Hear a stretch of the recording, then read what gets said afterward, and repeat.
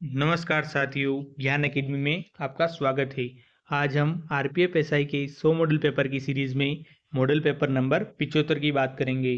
तो दोस्तों, अगर आप इस चैनल पर नए हो तो चैनल को सब्सक्राइब कीजिए और अपने ज़्यादा से ज़्यादा दोस्तों के साथ शेयर कीजिए ताकि उन्हें भी इन मॉडल पेपर का लाभ मिल सके। दोस्तों, अगर आपको ये क्वेश्चन की पीडीएफ चाहिए तो डिस्क्रिप्शन में हमारा टेलीग्राम चैनल दिया हुआ है, वो ज्वाइन कर लीजिए। वहाँ पर आपको सारे पुराने मॉडल पेपर की पीडीएफ अवेलेबल हो जाएगी। तो देखिए, इसी के साथ देखते हैं आज का हमारा पहला क्वेश्चन क्या कह रहा है। निम्न में से कौन सा अनुच्छेद देश के सभी नागरिकों के लिए समान नागरिक संहिता से संबंधित है। तो दोस्तों, कौन सा अनुच्छेद है समान नागरिकता संहिता से संबंधित। तो देखिए, ऑप्शन ए है अनुच्छेद 44, ऑप्शन बी है अनुच्छेद 46, ऑप्शन सी है अनुच्छेद 50, ऑप्शन डी है अनुच्छेद 48। तो दोस्तों, करेक्ट आंसर क्या होगा, जल्दी से कमेंट बॉक्स में आंसर दीजिए। दोस्तों, साथ साथ में आंसर भी देते रहना है ताकि आपको भी मोटिवेशन मिले कि आपके कितने क्वेश्चन सही हो रहे हैं, कितना आंसर क्या आ रहा है। इससे क्या होगा कि आपको मोटिवेशन मिलेगा और आपको मज़ा भी आएगा क्वेश्चन करने में और आपका कॉन्फिडेंस बढ़ेगा। तो देखिए दोस्तों, क्वेश्चन नंबर 1 का करेक्ट आंसर क्या होगा, ऑप्शन नंबर ए अनुच्छेद 44। क्या हो जाएगा, अनुच्छेद 44। उसमें समान नागरिकता संहिता से संबंधित है, अनुच्छेद 44 संबंधित है। दोस्तों, इसमें क्या है, देखिए कि एक समान नागरिक संहिता एक ऐसा कूट है जिसमें विभिन्न धर्मों के लोगों के लिए अलग अलग व्यक्तिगत कानूनों की अनुमति देने के बजाय सभी भारतीयों के लिए विवाह, तलाक, उत्तराधिकारी और गोद लेने जैसे विषयों को नियंत्रित करने वाले कानूनों को एक सामान्य सेट शामिल है। दोस्तों, इस तरह की एक रूपता का उद्देश्य विशेष रूप से महिलाओं के लिए समानता और न्याय सुनिश्चित करना है। ठीक है, ध्यान रखिएगा। इसी के साथ बढ़ते हैं अगले क्वेश्चन की ओर। देखिए, अगला क्वेश्चन, क्वेश्चन नंबर 2 क्या कह रहा है। क्वेश्चन नंबर 2 देखिए कि महात्मा गांधी की अध्यक्षता में भारतीय राष्ट्रीय कांग्रेस का एकमात्र अधिवेशन कहाँ हुआ था। दोस्तों, महात्मा गांधी की अध्यक्षता में भारतीय राष्ट्रीय कांग्रेस का एकमात्र अधिवेशन कहाँ हुआ था। तो देखिए, ऑप्शन ए है नागपुर, ऑप्शन बी है कानपुर, ऑप्शन सी है बम्बई, ऑप्शन डी है बेलगाम। तो करेक्ट आंसर क्या होगा दोस्तों, कहाँ पर हुआ था। तो ध्यान रखिएगा, इसका correct answer option number D हो जाएगा। कहाँ हुआ था दोस्तों, बेलगाम में। कहाँ हुआ था, बेलगाम में। क्या, तो भारतीय राष्ट्रीय कांग्रेस का एकमात्र अधिवेशन जिसकी अध्यक्षता महात्मा गांधी ने की थी, जो बेलगाम में आयोजित हुआ था। दोस्तों, ये राष्ट्रीय कांग्रेस अधिवेशन कब हुआ, ध्यान रखिएगा, कांग्रेस अधिवेशन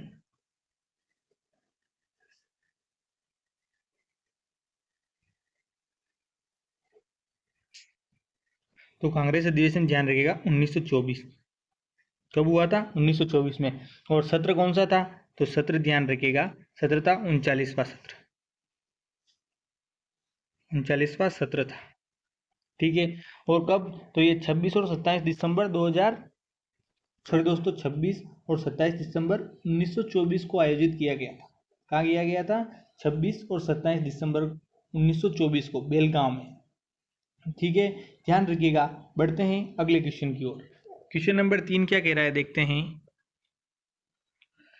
निम्नलिखित में से किस संविधान संशोधन अधिनियम ने मतदाता आयु को 21 वर्ष से घटाकर 18 वर्ष कर दिया।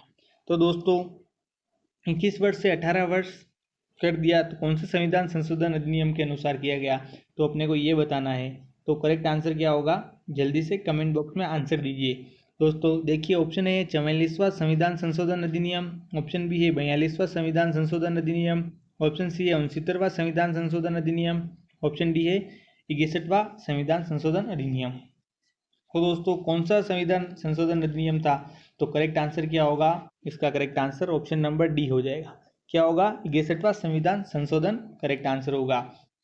दोस्तों, 61वें संविधान संशोधन अधिनियम 1989 ने लोकसभा और राज्यसभा की विधानसभाओं के लिए मतदान की आयु कम कर दी, जो कितनी की दी थी, 21 वर्ष से घटाकर 18 वर्ष कर दी थी। ठीक है, ध्यान रखिएगा, कौन से अधिनियम के अनुसार, तो 1989 ने, कौन सा संविधान संशोधन अधिनियम 1989, ध्यान रखिएगा। इसी के साथ बढ़ते हैं अगले क्वेश्चन की ओर। देखिए, क्वेश्चन नंबर 4 क्या कह रहा है। कच्ची गाजर किसका अच्छा स्रोत है। तो दोस्तों, कच्ची गाजर किसका अच्छा स्रोत है, तो ऑप्शन है देखिए vitamin A, option B vitamin B, option C vitamin C, option D इनमें से कोई नहीं। तो दोस्तों, कच्ची गाजर किसका अच्छा स्रोत है, ये पूछा है, अच्छा स्रोत पूछा है। बाकी गाजर में विटामिन ए भी पाया जाता है, बी भी पाया जाता है, सी पाया जाता है, डी ई सब पाए जाते हैं, पर इसमें अच्छा स्रोत कौन सा है? तो करेक्ट आंसर क्या होगा? इसका correct answer option number A हो जाएगा, विटामिन ए। करेक्ट आंसर क्या होगा? विटामिन ए हो जाएगा। ठीक है, इसी के साथ बढ़ते हैं अगले क्वेश्चन की ओर। देखिए अगला क्वेश्चन, क्वेश्चन नंबर 5 क्या कह रहा है। क्वेश्चन नंबर 5 देखते हैं। क्वेश्चन नंबर 5 कि भारत में पहली बार मेट्रो रेल सेवा किस नगर में आरंभ की गई? तो दोस्तों भारत में पहली बार मेट्रो रेल सेवा किस नगर में आरंभ की गई? तो ऑप्शन ए है कोलकाता, ऑप्शन बी है गोरखपुर, ऑप्शन सी है दिल्ली, ऑप्शन डी है मुंबई। तो करेक्ट आंसर क्या होगा दोस्तों? कहाँ पर आरंभ की गई थी रेल सेवा? तो इसका correct answer option number A हो जाएगा। क्या होगा? Option number A Kolkata. क्या होगा? कोलकाता होगा। दोस्तों कोलकाता में कब की गई? तो ध्यान रखिएगा 24 अक्टूबर,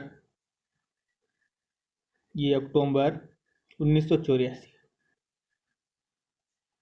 पहली बार मेट्रो रेल सेवा का शुभारंभ हुआ था, 24 अक्टूबर 1984 को। ठीक है, इसी के साथ बढ़ते हैं अगले क्वेश्चन की ओर। क्वेश्चन नंबर 6 देखिए, क्वेश्चन नंबर 6 क्या कह रहा है। भारतीय रेलवे का रेल लाइन की लंबाई की दृष्टि से विश्व में कौन सा स्थान है? दोस्तों विश्व में स्थान बताना है कि कौन सा स्थान है, तो जल्दी से कमेंट बॉक्स में आंसर दीजिए कि करेक्ट आंसर क्या होगा। ऑप्शन ए है तीसरा स्थान है, ऑप्शन बी है छठा, ऑप्शन सी है चौथा, ऑप्शन डी है सातवां। तो करेक्ट आंसर क्या होगा दोस्तों? भारतीय रेल का रेल लाइन की लंबाई की दृष्टि से विश्व में कौन सा स्थान है? तो करेक्ट आंसर क्या होगा? Option number C. कौन सा स्थान है? चौथा स्थान है। ध्यान रखिएगा कौन सा स्थान है? चौथा स्थान है। ठीक है, बढ़ते हैं अगले क्वेश्चन की ओर। क्वेश्चन नंबर 7 क्या कह रहा है। देखिए क्वेश्चन नंबर 7, रेलवे बजट को सामान्य बजट से किस वर्ष अलग किया गया? दोस्तों रेलवे बजट को जो सामान्य बजट पारित होता है उससे किस वर्ष अलग किया गया? तो ये बताना है। देखिए ऑप्शन है 1899 में, ऑप्शन बी है 1997 में, ऑप्शन सी है 1924 में, ऑप्शन डी है 1935 में। तो करेक्ट आंसर क्या होगा दोस्तों? किस वर्ष अलग किया गया था? तो correct answer option number C हो जाएगा 1924 में। कब किया? 1924 में अलग किया था। ठीक है, बढ़ते हैं अगले क्वेश्चन की ओर। क्वेश्चन नंबर 7 क्या कह रहा है। देखिए क्वेश्चन नंबर 8 कि पूर्व सेंट्रल रेलवे जोन का मुख्यालय है। दोस्तों पूर्व सेंट्रल रेलवे जोन का मुख्यालय कहाँ है? तो ऑप्शन ए हाजीपुर में, ऑप्शन बी है गया में, ऑप्शन सी है रांची में, ऑप्शन डी है पटना में। तो दोस्तों फटाफट कमेंट बॉक्स में करेक्ट आंसर दीजिए कि पूर्वी रेलवे जोन का मुख्यालय कहाँ पर स्थित है। तो क्या करेक्ट आंसर क्या होगा? पूर्वी सेंट्रल रेलवे जोन का मुख्यालय कहाँ पर स्थित है? तो करेक्ट आंसर क्या होगा? ऑप्शन नंबर ए हाजीपुर में। कहाँ पर है दोस्तों? हाजीपुर में। और ध्यान रखिएगा इसकी स्थापना कब हुई थी? तो 1 अक्टूबर 2002, 1 अक्टूबर 2002 को इसकी स्थापना हुई थी।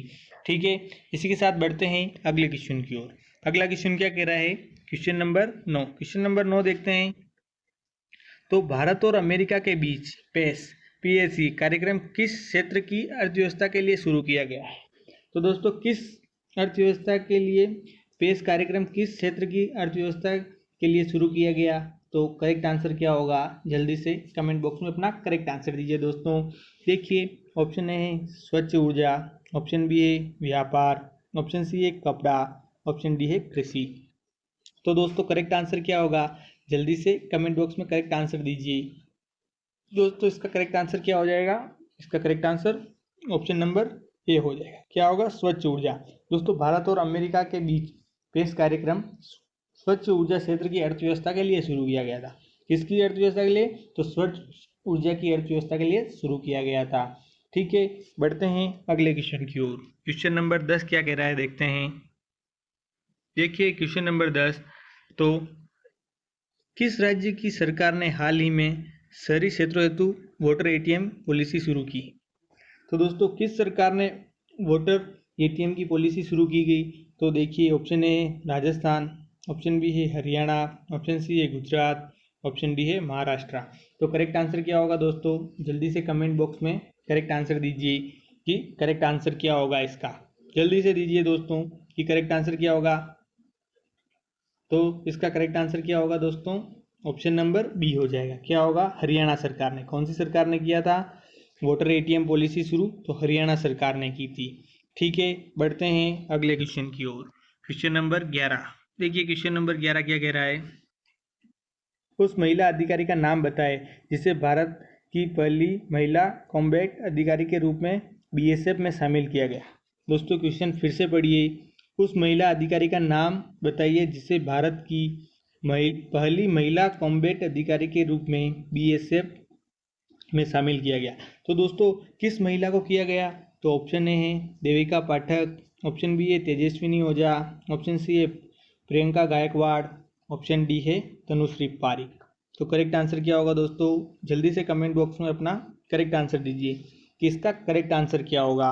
दोस्तों इसका करेक्ट आंसर क्या हो जाएगा? ऑप्शन नंबर डी हो जाएगा। क्या होगा? Option number D, Tanushree Pareek correct answer होगा।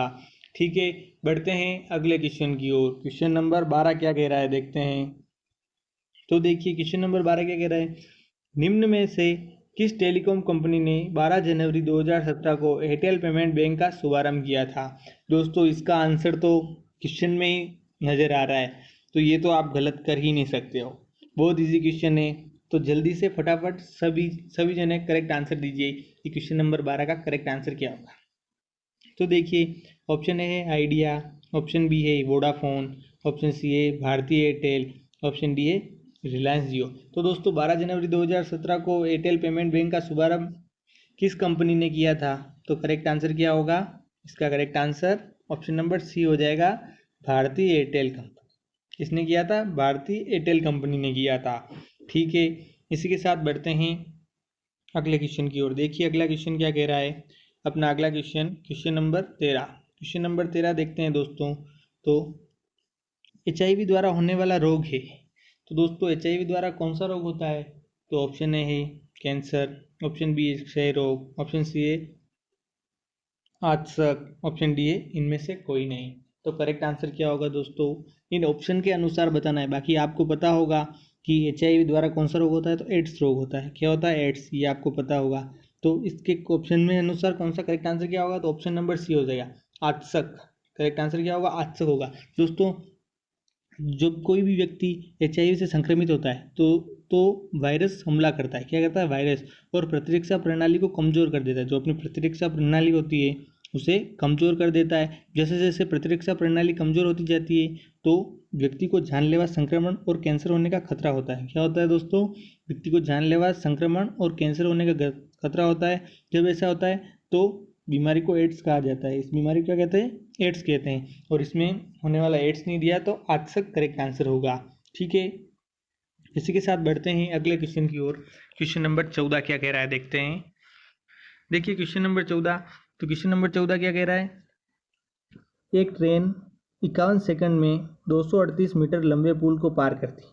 51 सेकंड में 238 मीटर लंबे पुल को पार करती है। यदि उस ट्रेन को एक साइन बोर्ड पार करने में 17 सेकंड लगते हैं। एक साइन बोर्ड पार करने में कितने? 17 सेकंड लगते हैं। तो ट्रेन की लंबाई ज्ञात कीजिए मीटर में। इसमें मीटर में ज्ञात करनी है। तो माना ट्रेन की लंबाई, जैसे अपन ने माना ट्रेन की लंबाई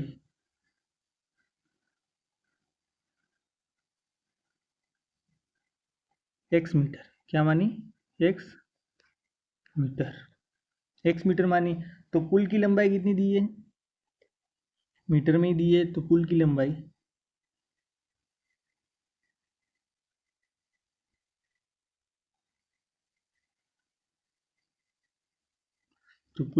कितनी? 238,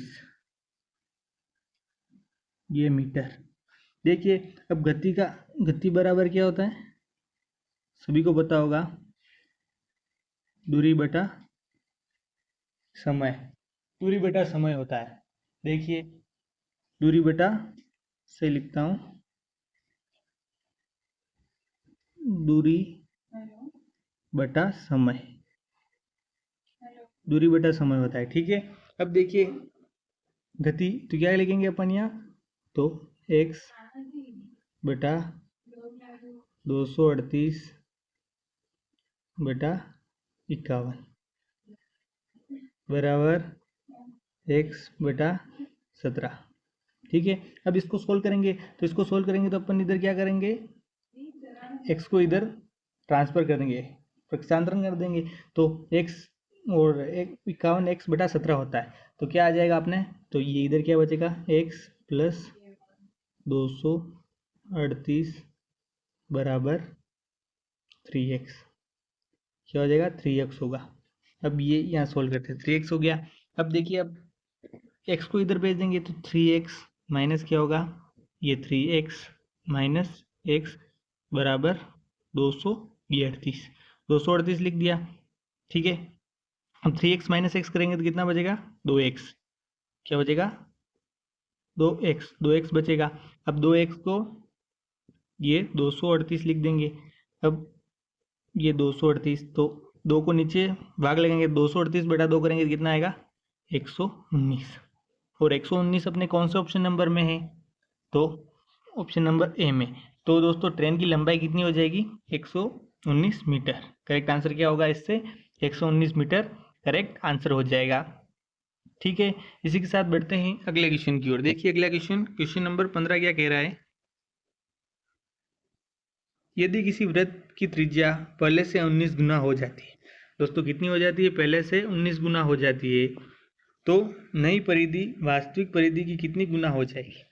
देखिए दोस्तों क्वेश्चन क्या कह रहा है, यदि किसी वृत्त की त्रिज्या पहले से 19 गुना हो जाती है, कितने गुना होती है, पहले से 19 गुना हो जाती है, तो नई परिधि वास्तविक परिधि की कितना गुनी हो जाएगी।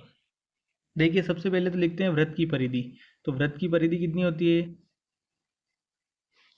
वृत्त की परिधि बराबर 2πr, क्या होती है 2πr, वृत्त की परिधि कितनी होती है 2πr। और तो वृत्त की नई त्रिज्या कितनी थी, पहले से 19 गुना, तो 19r, तो लिखते हैं वृत्त की नई त्रिज्या। तो वृत्त की नई त्रिज्या कितनी है दोस्तों, ये 19r, कितनी है 19r है। तो अब वृत्त की नई परिधि ज्ञात करनी, वास्तविक परिधि से कितना गुनी है नई परिधि, तो देखिए अपन लिखते हैं यहाँ वृत्त की नई परिधि,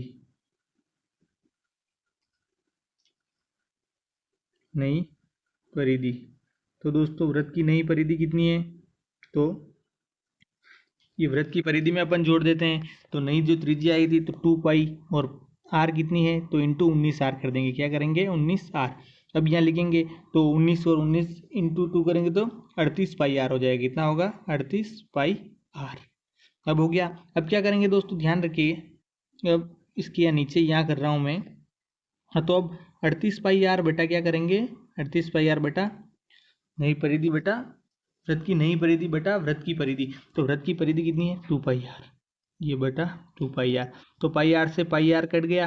अब 38/2 करेंगे तो कितना आएगा, तो 19। तो दोस्तों कितनी हो जाएगी वास्तविक परिधि की, कितनी गुना हो जाएगी, तो 19 गुना हो जाएगी। 19 कौन से ऑप्शन नंबर में है, तो ऑप्शन नंबर बी में। तो करेक्ट आंसर क्या होगा, ऑप्शन नंबर बी हो जाएगा। ठीक है, इसी के साथ बढ़ते हैं अगले क्वेश्चन की ओर। देखिए अगला क्वेश्चन क्या कह रहा है, क्वेश्चन नंबर 16 देखते हैं दोस्तों। देखिए कि एक डिब्बे में 125 डिटर्जेंट साबुन है, जिनमें से 80 का उपयोग किया जा चुका है। डिब्बे में कितने प्रतिशत डिटर्जेंट साबुन शेष है, तो कितने प्रतिशत साबुन शेष है, तो देखिए अपन लिखते हैं शेष साबुन, क्या लिखते हैं शेष साबुन। तो शेष साबुन कितनी है, ध्यान रखिएगा ये शेष साबुन, तो शेष साबुन एक डिब्बे में कितनी है 125, तो ये 125 और उपयोग कितनी की, तो -80 कर देंगे, जो बची वो शेष है। तो दोस्तों कितनी बची, 125 - 80 करेंगे तो 45, तो शेष साबुन कितनी है अपने पास 45 साबुन। ठीक है, तो अब शेष साबुन का प्रतिशत निकालना है, तो ये लिख देते हैं शेष साबुन का प्रतिशत,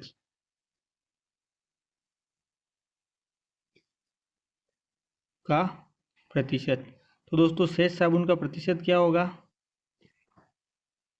तो शेष बटा कुल साबुन इंटू 100 करेंगे तो कितना आएगा, इसको कट करेंगे तो 36% आएगा। तो शेष साबुन कितनी है दोस्तों 36% है, कितनी है दोस्तों 36% करेक्ट आंसर होगा। और 36% कौन से ऑप्शन नंबर में है, तो ऑप्शन नंबर बी में। तो करेक्ट आंसर क्या हो जाएगा इसका? Option number B correct answer हो जाएगा। 36% शेष साबुन है, डिटर्जेंट साबुन शेष 36% है। ठीक है, बढ़ते हैं अगले क्वेश्चन की ओर। देखिए क्वेश्चन नंबर 17 क्या कह रहा है, यदि GECA का अर्थ 38 या 86 42 हो तो HFBD का अर्थ क्या होगा? क्या है? GECA का अर्थ क्या बता रहा है दोस्तों? 8 6 4 2। तो दोस्तों देखिए जी कितने नंबर पर आता है ABCD में? तो ABCDEFG कितने नंबर पर आता है? 7 नंबर पर आता है। जी कितने नंबर पर आता है? 7। और 7 + 1 करेंगे तो क्या हो रहा है? ये 8 पे क्या आ रहा है? 8 आ रहा है, 1 प्लस आ रहा है। इसी प्रकार अगर अपन यह देखते हैं तो ई कितने नंबर पर आता है? 5 नंबर पर आता है। और अगला क्या आ रहा है? तो ये 5 अगले नंबर पर आ रहा है, 5 नंबर पर आता है। और 5 + 1 करेंगे तो ये 6। इसी प्रकार सी, तो सी कितने नंबर पर आता है? 3 नंबर पर। और 3 + 1 कर रहे हैं, आगे एक जोड़ रहे हैं तो ये। और ए कितने नंबर पर आता है? 1। तो 1 + 1 किया तो ये 2। तो ये सीरीज ऐसे बन रही है। अब इसी प्रकार अपन ये बनाते हैं HFBD। तो दोस्तों ABCD में H कितने नंबर पर आता है? आप बताइए H कितने? H 8 नंबर पर आता है तो एक एक्स्ट्रा जोड़ेंगे, + 1 करेंगे, 8 + 1 तो ये 9। F कितने नंबर पर आता है? तो F ABCD में 6 नंबर पर आता है। कितने नंबर पर आता है? 6। तो एक 6 के आगे 7 अगला वाला। उसी प्रकार बी 2 नंबर पर आता है ABCD में, तो 2 नंबर पर, तो 2 के आगे वाला एक 3 लिख देंगे। इसी प्रकार डी कितने नंबर पर आता है? 4। तो 4 + 1 करेंगे कितना? 5। अब देखिए 97 35 कौन से ऑप्शन नंबर में मैच हो रहा है या नहीं हो रहा है? तो देखिए 9735, तो 9735 ऑप्शन नंबर सी में। तो इसका करेक्ट आंसर क्या होगा? Option number C correct answer हो जाएगा।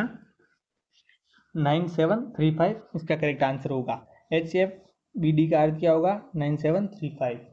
ठीक है, बढ़ते हैं अगले क्वेश्चन की ओर। Question number 18।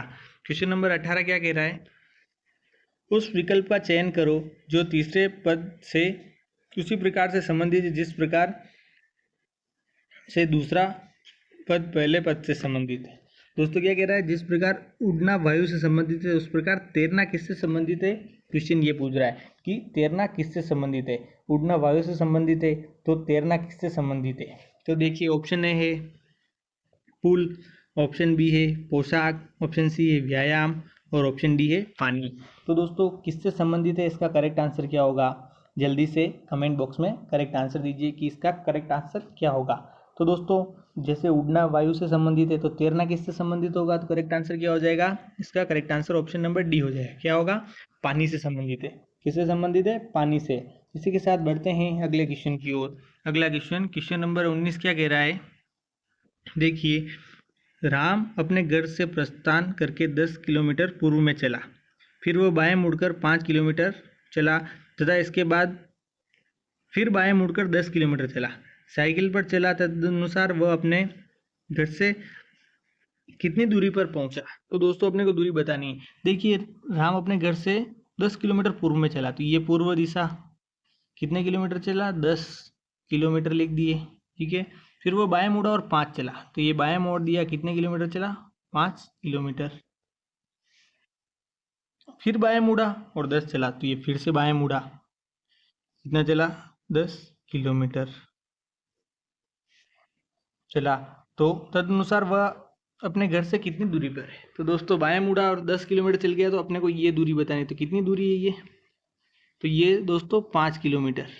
कितना दूर है घर से? अब वो अपने घर से 5 किलोमीटर दूर है। कितनी दूरी पर पहुंच गया है घर से? तो 5 किलोमीटर दूरी अब उसके घर शेष है। तो 5 किलोमीटर कौन सा ऑप्शन नंबर में है? तो ऑप्शन नंबर ए में। दोस्तों इसको नहीं समझ में आया तो आप ये ध्यान रखिएगा, ओ ए इसको मान लेते हैं बी और सी। तो जैसे ओ ए की लंबाई 10 किलोमीटर है, ओ ए और सी बी की लंबाई अपनी बराबर है। क्या है दोस्तों? यहाँ लिख देता हूँ और जिसको समझ में नहीं आए, ओ ए बराबर सी बी। तो उसी प्रकार ए बी बराबर ओ सी होगा, क्योंकि जैसे ओ ए की लंबाई 10 किलोमीटर, तो सी बी की जो ऊपर वाली आमने सामने की भुजाएं बराबर है, तो इसी प्रकार ए बी के सामने क्या है, ओ सी, तो ओ सी भी कितना 5 किलोमीटर। तो करेक्ट आंसर क्या होगा, option number A correct answer हो जाएगा। ठीक है, बढ़ते हैं आज के अपने अगले क्वेश्चन की ओर। आज का अगला और अपना आज का अंतिम क्वेश्चन भी है। देखिए अंतिम क्वेश्चन क्या कह रहा है, क्वेश्चन नंबर 20, निम्नलिखित में से शब्दों में से विषम शब्द चुनिए। तो दोस्तों निम्नलिखित शब्दों में विषम शब्द बताना है। तो देखिए ऑप्शन ए है मील, ऑप्शन बी है लीटर, ऑप्शन सी है गज और ऑप्शन डी है सेंटीमीटर। तो दोस्तों करेक्ट आंसर क्या होगा, जल्दी से कमेंट बॉक्स में आंसर दीजिए कि इनमें से करेक्ट आंसर क्या होगा, विषम शब्द कौन सा है। दोस्तों इनमें से विषम शब्द कौन सा है, तो इसका correct answer option number B हो जाएगा। क्या होगा, लीटर है। लीटर कैसे है दोस्तों, तो लीटर को कैसे नापते हैं, आप दूरी मापने के लिए मील में मापते हो, गज में मापते हो और सेंटीमीटर में दूरी मापते हैं। लीटर में कभी दूरी मापते हैं क्या, लीटर में तो जैसे कितने लीटर पानी है, दूध है, आप ऐसे थोड़े कहते हो कितने मील पानी है, ये वर्ड कभी यूज़ नहीं लेते। इनमें से डिफरेंट शब्द कौन सा है, मील, गज और सेंटीमीटर, ये तीनों आमने सामने समान है। इनमें से डिफरेंट शब्द कौन सा है, लीटर है। तो करेक्ट आंसर क्या होगा, option number B correct answer हो जाएगा। तो दोस्तों ये थे आज का अपना मॉडल पेपर नंबर 75। कैसा लगा कमेंट बॉक्स में ज़रूर बताइएगा, और चैनल को सब्सक्राइब नहीं किया है तो प्लीज़ सब्सक्राइब कर दीजिए। ठीक है दोस्तों, मिलते हैं अगले मॉडल पेपर में, तब तक के लिए धन्यवाद।